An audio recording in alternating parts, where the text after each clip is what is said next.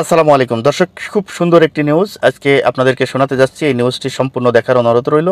দর্শক, ঢাকার শহরে যারা যানবাহন চালান, যারা ঢাকার শহরে প্রাইভেট কার, মোটরসাইকেল, বিভিন্ন যানবাহন চালান, তাদের জন্য অত্যন্ত গুরুত্বপূর্ণ একটি নিউজ হতে চলেছে। দর্শক, এই ভিডিওটি সম্পূর্ণ দেখে আপনাদের মতামত আপনারা কমেন্ট বক্সে জানিয়ে যাবেন। দর্শক, পঙ্গু হাসপাতালে একটি কালের কণ্ঠের একটি নিউজ। সেই নিউজটি হলো, পঙ্গু হাসপাতালে যেই সমস্ত হাত পাও ভাঙ্গা রোগী রয়েছে, অ্যাক্সিডেন্ট করে যারা পঙ্গু হাসপাতালে ভর্তি রয়েছে, এদের ভিতরে শতকরা 36.84% মানুষই এই ব্যাটারি চালিত অটোরিকশায় অ্যাক্সিডেন্ট করে পঙ্গু হাসপাতালে ভর্তি হয়েছে। দর্শক, পঙ্গু হাসপাতালের যেই ভর্তি নিবন্ধনকৃত তথ্য, সেই তথ্য সংগ্রহ করে একটি পরিসংখ্যা বের হয়েছে যে পঙ্গু হাসপাতালে যত রোগী আছে, সেই রোগীর 36.84% সব অটোরিকশায় আহত হয়েছে।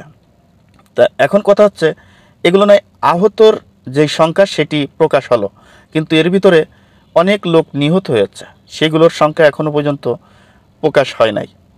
দর্শক, এখন কথা হচ্ছে যে ঢাকার শহরে ঈদের আগ মুহূর্তে আপনারা জানেন যে ব্যাটারি চালিত অটোরিকশার উপরে ভালো একটা অভিযান চালিয়েছে সরকার। দর্শক, ঈদের পর থেকে আজ পর্যন্ত সেই আগের মতোই এই ব্যাটারি চালিত অটোরিকশা মেন রোড থেকে শুরু করে অলিতে গলিতে সব জায়গায় এই ব্যাটারি চালিত অটোরিকশা দাপিয়ে বেড়াচ্ছে। এদের বিরুদ্ধে সরকারের কোনো পদক্ষেপ নিতে আমরা দেখি নাই। ঈদের পর থেকে এই পর্যন্ত পুলিশ প্রশাসন, ট্রাফিক সার্জেন্ট, এরা এই ব্যাটারি চালিত অটোরিকশার উপরে কোনো অভিযান চালায় নাই। আমরা একটি সূত্রে জানতে পেরেছি যে ট্রাফিক সার্জেন্ট নাকি এই ব্যাটারি চালিত অবৈধ যত গাড়ি আছে, সেই অবৈধ গাড়ি থেকে তারা মাসিক একটা মান্তি খায়। তা এখন কথা হচ্ছে যে যদি মাসিক মান্তি খেয়ে থাকে, এটা যদি সত্য হয়ে থাকে, তাহলে এদের বিরুদ্ধে সরকার কেন ব্যবস্থা নিচ্ছে না? এভাবে যদি অবৈধ গাড়িকে যদি এভাবে নিয়ন্ত্রণহীন অবস্থায় ছেড়ে দেয়, তাহলে তো দেশের অবস্থা 12টা বাজবে।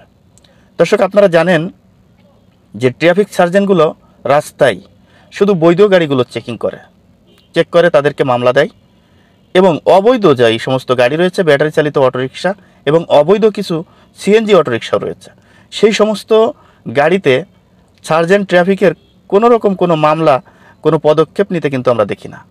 এজন্যই বলছি, এভাবে যদি অবৈধ অটোরিকশা যদি ঢাকার শহর দিয়ে এভাবে প্রতিটা অলিতে গলিতে মেন রোড যদি দখল করে চলে, তাহলে কিছুদিন পর দেখবেন যে বাংলাদেশে যারা প্রাইভেট কার চালায়, যারা মোটরসাইকেল চালায়, যারা অন্য অন্য যানবাহন চালায়, তারা এই অটোরিকশার জন্য রাস্তায় বেরোতে পারছে না।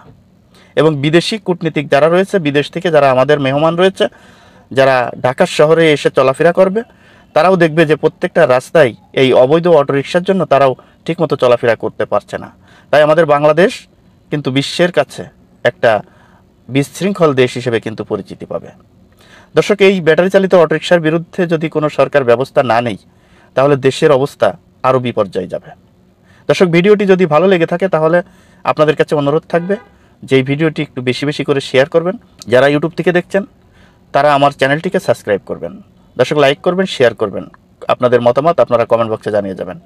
আসসালামু আলাইকুম রহমতুল্লাহি ওয়া বারাকাতুহু।